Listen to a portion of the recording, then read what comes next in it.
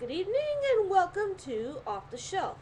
Tonight, I'm going to be reading you part of Chapter 8 to Resident Evil Zero Hour. Enjoy.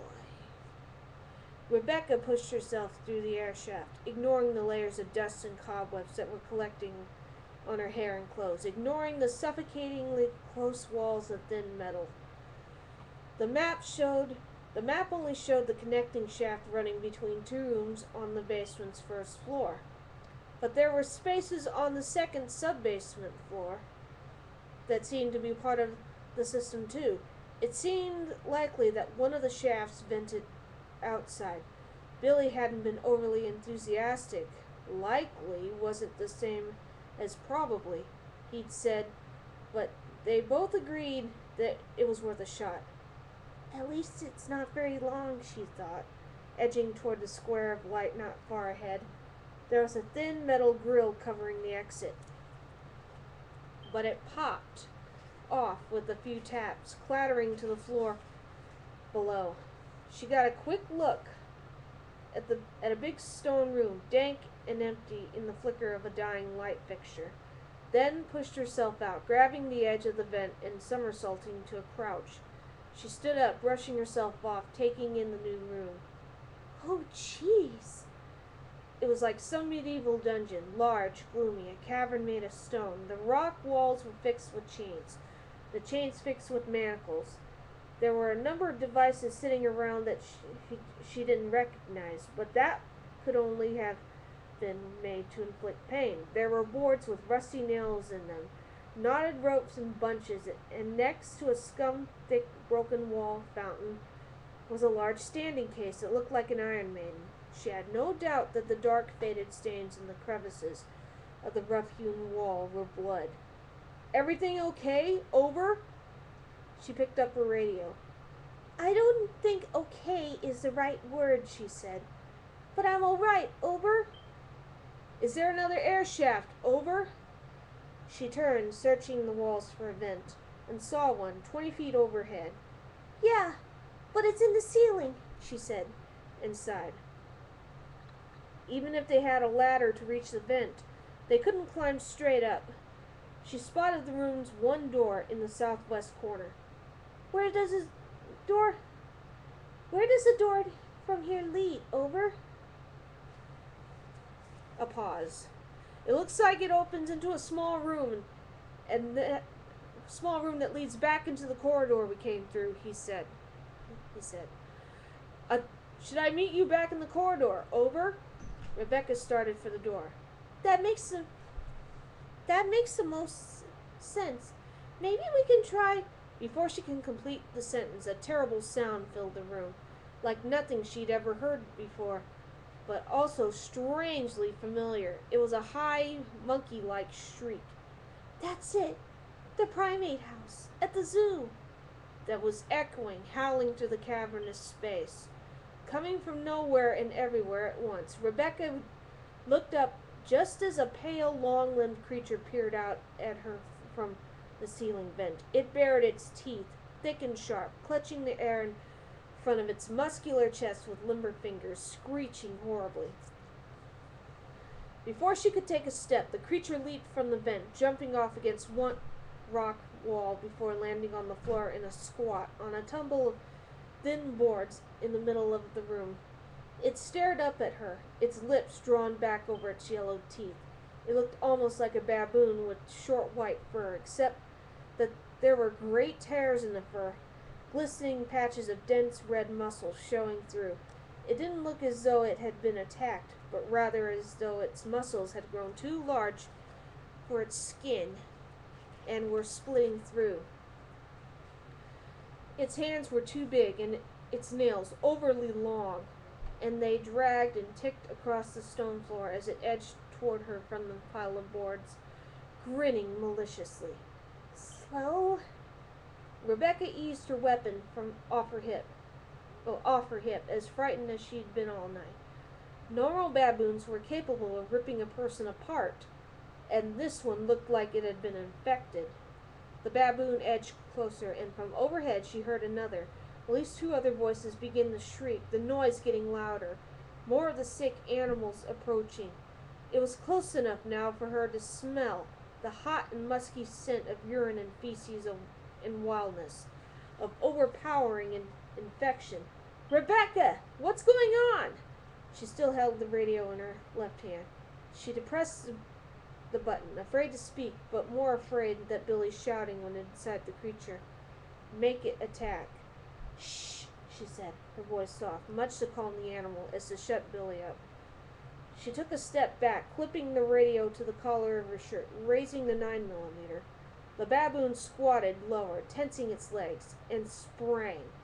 Just as she fired, just as two more lithe and screaming forms hopped and capered into the room, into the air shaft, one of them striking her head as it fell past, its ragged nails tearing at her hair.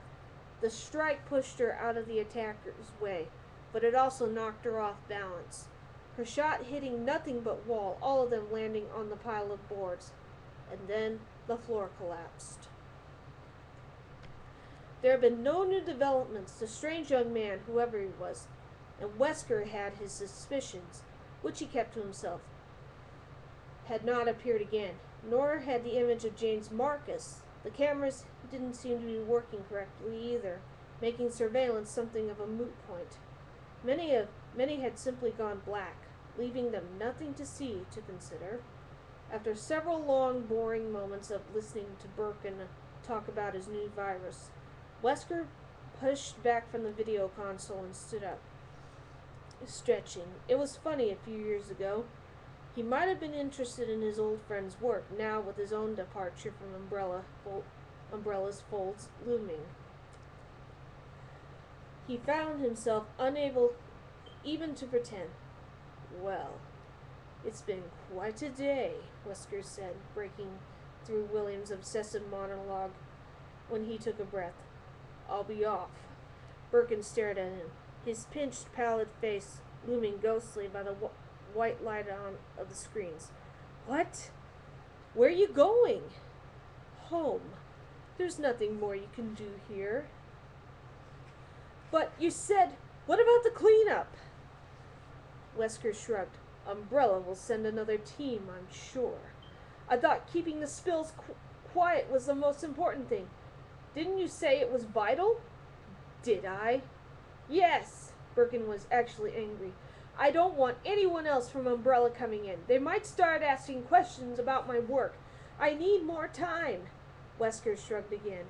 So, set off the auto-destruct yourself and tell our contact that it's all taken care of. Birkin nodded. Though Wesker could see the uneasiness that flashed through his gaze, Wesker dodged a smile.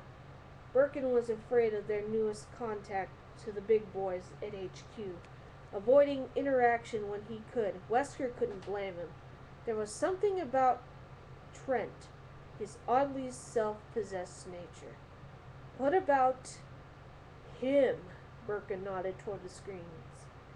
Wesker felt a trace of unease himself, but kept his expression unperturbed.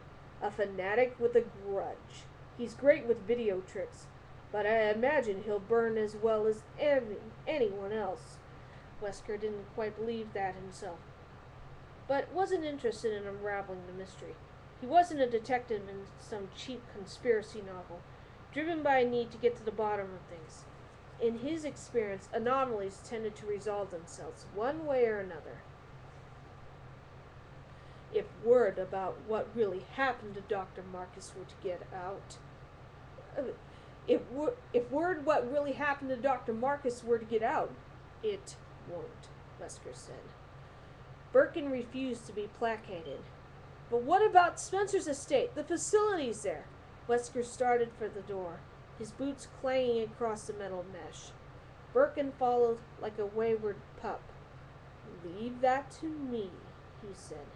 Umbrella wants combat data. I'm going to give it to him. I'll take the stars in. See how real training holds up against the BOWs. He smiled, thinking of the talent on the Alpha team. Strongman Barry, Chris's sharpshooting, Jill and her eclectic upbringing, the daughter of an unparalleled thief. It would be a most interesting fight. After seeing little Rebecca Chambers in the facility, it was obvious that something untimely had happened to Enrico's team. Wesker could use that, take the Alphas in to find the remaining men.